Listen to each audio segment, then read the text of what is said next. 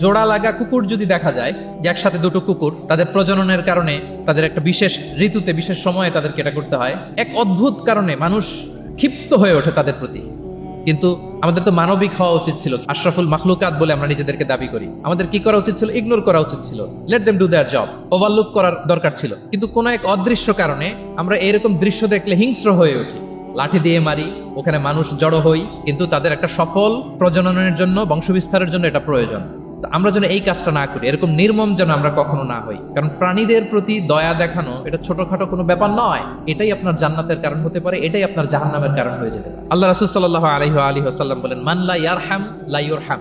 যে ব্যক্তি অন্যকে দয়া দেখায় না, আল্লাহ তাআলা তার প্রতি দয়া দেখায় না। ইরহাম মান ফিল আরদ ইয়ারহামুকুম মান ফিস সামা। এই দুনিয়াতে যারা আছে তোমরা তাদের প্রতি দয়া দেখাও, যিনি আকাশে আছেন তিনি তোমাদের প্রতি দয়া দেখাবেন। তাহলে এই জমিনে কি শুধু আমরাই থাকি নাকি?